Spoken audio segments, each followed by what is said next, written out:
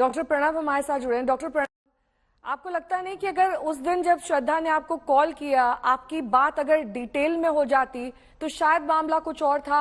आप जिस तरीके का एडवाइस उसे करते मेडिकली या फिर साइकोलॉजिकली, वो श्रद्धा को बचा सकता था। बेसिकली ये सब जो साइकोलॉजिकल ये सब जो बातें होती है, काउंसलिंग, ये टेबल टू टेबल होती है। फोन पे भी दोनों के पेशेंट किस टाइप में बैठा है, क्या उसका मूड है, क्या वो हमारी बात सुन रहा है, उसको समझ के ले रहा है कि नहीं ले रहा है, ये सब ये जो ऑनलाइन का जो चलन चल रहा है, ये काफी ज्यादा हैम्पर कर रहा है मेडिकल प्रैक्टिस को। जहाँ पेशेंट एक डॉक्टर के पास कब आता है, जब वो अपनी ग्रीवेंस बताता है, अपनी तकलीफ बताता है, डॉक्टर को देखता है, उसका फिजिकल अपीयरेंस देखता है, उसका बिहेवियर समझता है, उसकी आंखें देखता है, उसका स्किन टेक्सचर, उसका जीभ की आंखों के अंदर की पलकें, ये सब एग्जामिनेशन जो पॉइंट है ना, ये खत्म हो चुका है आज के साथ मेडिकल प्रैक्टिस के अंदर, जो कि एकदम गलत है। ये जब तक डॉक्टर पेशेंट से नहीं मिलेगा, आपकी गाड़ी खराब है, आप फोन पे बोलोगे ठीक तो नहीं हो रहा, आपको गैरेज में लेके जाना पड़ेगा उसको ठीक करने के लिए, उसके पेशेंट को भी डॉक्टर के पास आना ही पड़ेगा इलाज के लिए। ये जो सेंसिटिव मैटर है, जो साइकोलॉजिकल इश्यूज होते हैं पेशेंट के लिए, इनको डिस्टर्ब होता है, मेंटली दे आर डिस्टर्ब। आजकल every second person, every second individual is depressed और स्ट्रेस्ड। आप किसी पेशेंट को बोलो एक बात एक करो, जनरल क्वेश्चन मैं आपसे यहाँ से डॉक्टर साहब पूछना चाहूंगी, क्या मजबूर करता है एक महिला को एक अब्यूजिव रिलेशनशिप में टिके रहने को? क्या ये थ्रेट होता है, या फिर वो उसे आदत हो जाती है, या फिर उस व्यक्ति के साथ वो अपने आप को हर तरीके से महफूज कर समझती है, चाहे वो उसे मारे, पीटे, गाली दे, कुछ भी करे? इमोशनल फैक्टर का बहुत बड़ा रोल प्ले करता है। अपने इंडिया में एक स्टिग्मा लग जाता है, अगर भाई बहन भी अगर ऑटो बाइक पे बैठ के जा रहे हैं तो लोग गलत तरह से देखते हैं उनको। अगर सगे भाई बहन भी अगर आप बाइक पे बैठे होंगे तो 90% लोग सोचेंगे कि गर्लफ्रेंड बॉयफ्रेंड है। दे विल नेवर सी कि ये भाई बहन भी हो सकते हैं। तो वो स्टिग्मा अपने इंडिया में, एक टैबू बोलो, ये बोलो, बहुत बड़ा है हमारे इंडिया में जो चल रहा है। तो आज की तारीख में मेरा ऐसा बोलना है कि फीमेल जो होती है खास करके वो इमोशनल फैक्टर्स के साथ बहुत ज्यादा इन्वॉल्व हो जाती है, और उन्हें लगता है कि नहीं, अभी यही जो मेरा जो पार्टनर है यही सब कुछ है मेरे लिए। 70-80% फीमेल ऐसा सोचती है, 30% फीमेल मूव ऑन कर जाती है। They understand the value of life, single life जो ऊपर वाले ने दिया है हमें, सिंगल लाइफ दिया, उसे जीना है, कैसे आगे बढ़ना है, अगले जन्म में पता नहीं क्या बनेगी, बट ये जन्म कैसे निकालना है वो समझ जाती है। तो इमोशनल फैक्टर जो है इंडिया में बहुत बड़ा रोल प्ले करता है। ठीक है, इमोशनल फैक्टर कई बार रोल प्ले करता है। श्रद्धा के दोस्त हमारे साथ राहुल भी जुड़े हुए हैं। राहुल, लास्ट बातचीत, लास्ट टेक्स्ट क्या हुआ था आपका श्रद्धा के साथ? क्या उसने अपना कोई डर जताया था? नहीं मैडम, वो टाइम पे कुछ लास्ट टाइम में 2021 में देखा था, पहले का दूसरे महीने में। लास्ट टाइम वो गाड़ी से जा रही थी, 2021 में उसको देखा था। पहला का दूसरा महीना था, इतना मेरे को याद नहीं है।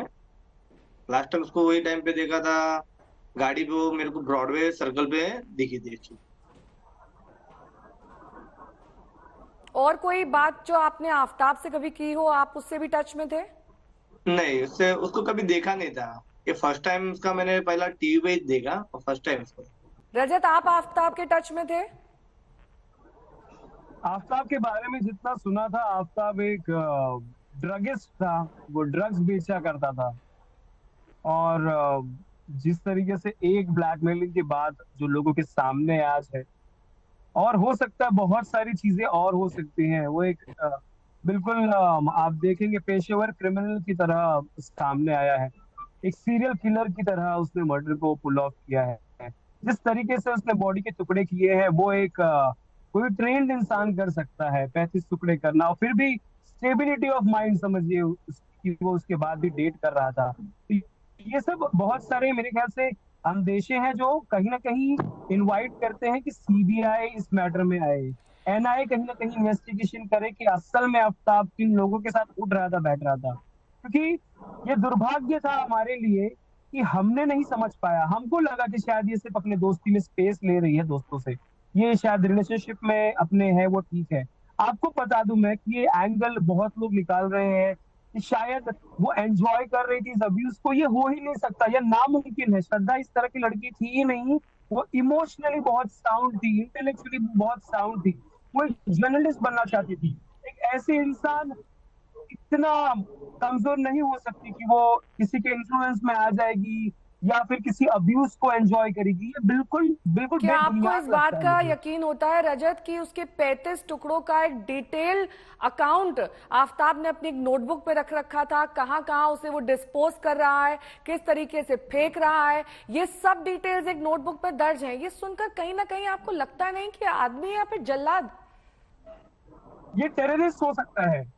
जानना जरूरी है कि ये इसने इसके पहले भी जिन लड़कियों को डेट किया है, इसके बाद भी डेट किया है, वो कहीं जिंदा है या नहीं है, ये भी जानना जरूरी है। क्योंकि आज मैंने मेरी दोस्त श्रद्धा को खोया है, ऐसे पता नहीं कितनी और श्रद्धाओं को लोगों ने खोया होगा। आज भी उनके मन में सवाल होगा कि वो कहाँ गई, वो कहीं लापता पाएंगे या फिर कहीं मृत पाएंगे। और ये इसने बड़े ही चालाकी से सभी को मार के ये बाहर घूम रहा है। मतलब इस तरीके से इसने 6 महीने किया, तो उसी से आपको समझ में आ जाना चाहिए कि ये बहुत ही ज्यादा कोल्ड ब्लडेड मर्डरर रहा है। और कॉन्फिडेंस इंसान को तभी आएगा ना, जैसे ये रोज कर रहा है क्या ये चीज।